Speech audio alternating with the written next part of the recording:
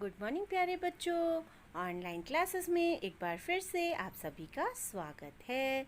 बच्चों, आशा करती हूँ आप सभी अपने घर पर सुरक्षित होंगे, स्वस्थ होंगे।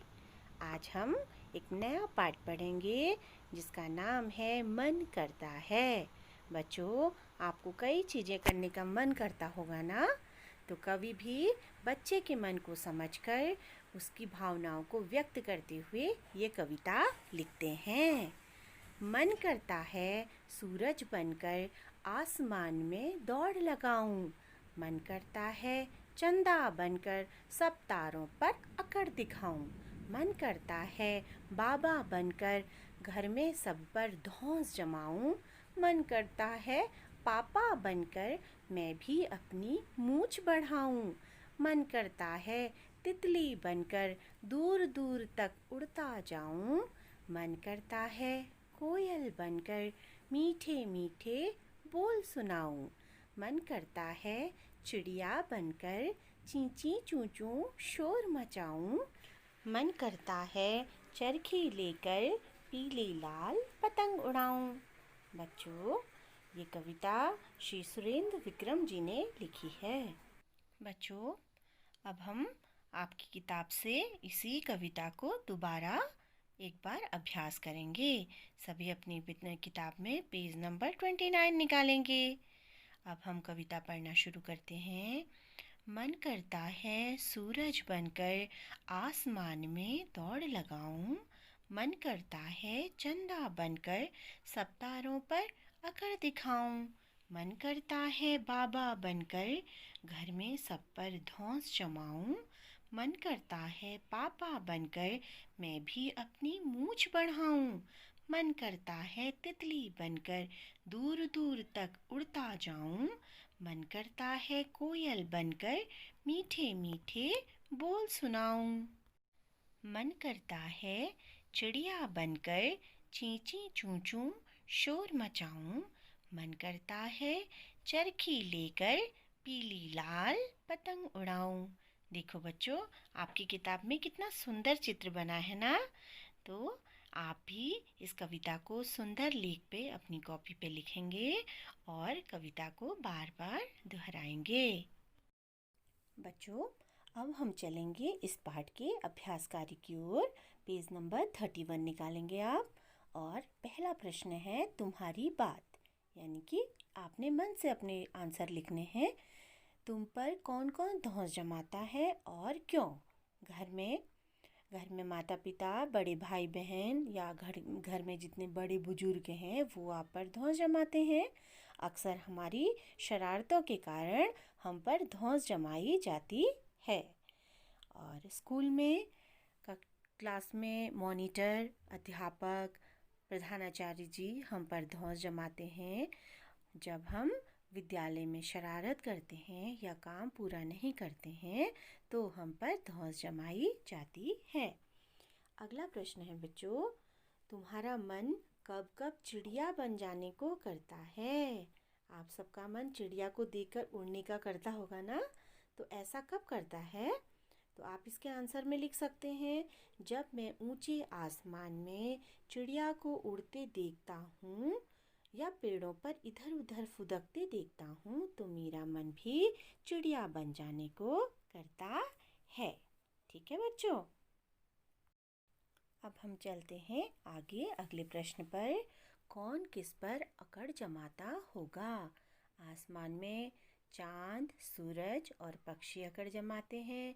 जंगल में शेर और हाथी, क्योंकि वो बड़े जानवर हैं। नदी में मगरमच्छ और बड़ी मछलियाँ छोटी मछलियों पर अकड़ जमाते हैं। खेल में कप्तान यानी कि कैप्टन और बड़े बच्चे छोटों पर अकड़ जमाते हैं। स्कूल में आपके क्लास के मॉनिटर, टीचर और प्रधानाचार्य जी अकड़ जमाते हैं। घर में माता पिता, बड़े भाई बहन या आपके घर के परिवार के बड़े लोग आप पर अकड़ जमाते हैं। ये काम आप अपनी कॉपी पे सुंदर लेख में करेंगे।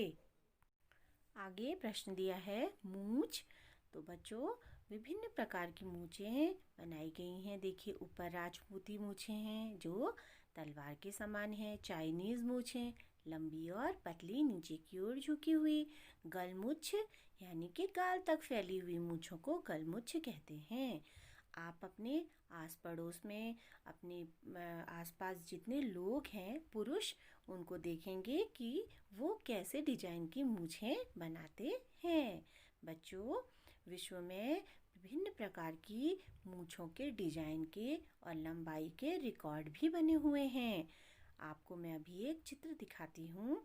देखिए, इसमें विभिन्न प्रकार के आकार और डिजाइन की मूछें बनाए हैं लोगों ने, और उसका रिकॉर्ड भी बनाते हैं, है ना। देखिए, सबसे ऊपर एक महाराज जी दिख रहे हैं, उनकी कितनी लंबी मूछें हैं, है ना। तो बच्चों, विश्व में विभिन्न प्रकार की मूछें लोग बनाते हैं। अब हम आगे चलते हैं। पता करो, तुम्हारे घर और स्कूल में किसका क्या करने को मन करता है। लिखो और अपनी अपनी सूची अपने साथियों के साथ मिलाओ। देखो, आप एक तरफ नाम लिखेंगे और दूसरी तरफ उनका क्या करने का मन करता है। तो आप अपने मन से इसका उत्तर लिख सकते हैं। जैसे मैंने यहाँ लिखा है, दीदी, भैया, रोहित, रश्मि। तो दीदी का मन खेलने को और टीवी देखने को करता है। भैया का मन घूमने को और नाचने को करता है। रोहित का मन गाना गाने को करता है।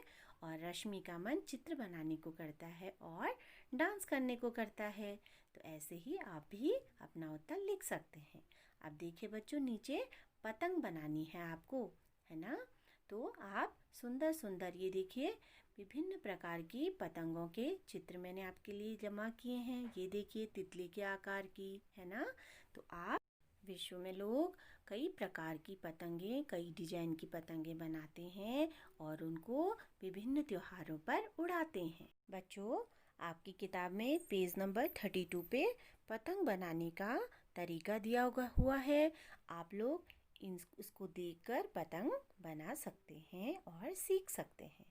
अब हम आगे चलते हैं। सोचो और बताओ। सूरज आसमान में दौड़ क्यों लगाता होगा? सूरज से हमें गर्मी मिलती है, प्रकाश मिलता है, इसलिए सूरज प्रतिदिन संसार को गर्मी और प्रकाश देने के लिए दौड़ लगाता है। चिड़िया शोर क्यों मचाती हैं? चिड़िया ची ची चू चू का शोर करती है ना। तो चिड़िया पेड़ों की डालियों पर उछलती कूदती हैं, खुश होती हैं, इसलिए चिड़िया शोर मचाती हैं। और चिड़ियाएँ चहचहाकर अपनी बातचीत करती हैं, इसलिए भी चिड़िया शोर मचाती हैं। चंदा तारों पर क्यों अकड़ता होगा? तो उत्तर में लिखेंगे, चंदा बाकी तारों से बड़ा और चमकदार है, इसलिए वह तारों पर अकड़ता होगा। आगे प्रश्न दिया है, दादाजी घर में कैसे धौंस जमाते होंगे? तो इसका उत्तर हम लिखेंगे बच्चों, दादाजी घर में शरारत करने को मना करके, कहीं भी आने जाने पर रोक लगाकर, जोर जोर से हंसने को, गाने को और गाना बजाने पर रोक लगाकर धौंस जमाते होंगे। आपके घर के बड़े भी आप पर धौंस जमाते हैं ना। तो आप अपना उत्तर लिख सकते हैं। आपको इसमें जैसा उत्तर आपको लिखना है, आप वो उत्तर लिख सकते हैं।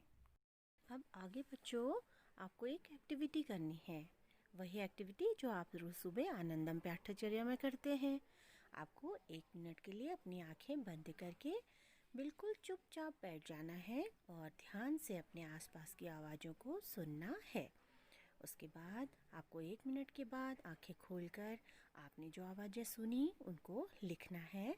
तो बच्चों, मैंने इसमें कुछ लिखी हैं। देखिए, चिड़ियों की आवाज़ें, गाड़ी के हॉर्न की आवाज़, मोबाइल फ़ोन की घंटी की आवाज़, लोगों के बोलने की आवाज़, बर्तनों के टकराने की आवाज़, हवा से पत्तियों के हिलने की आवाज़ और भौरे की गुनगुनाहट की आवाज़।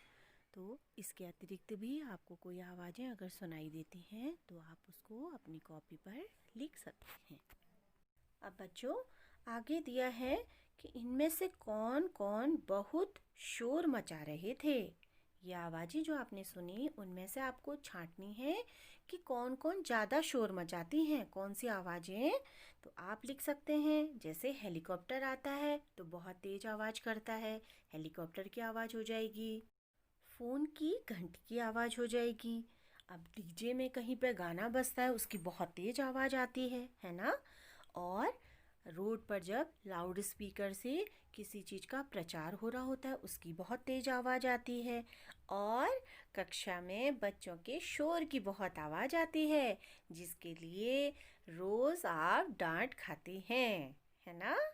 ऐसा होता है ना, एक बच्चा बोलता है फिर धीरे धीरे सारे बच्चे बोलने लगते हैं, तो बच्चों के शोर की आवाज़ बहुत तेज आती है। तो बच्चों, आप सब लोग इस काम को सुंदर लेख में अपनी कॉपी पर लिखेंगे। अब हम आगे चलते हैं। बच्चों, यह एक पहेली है ना।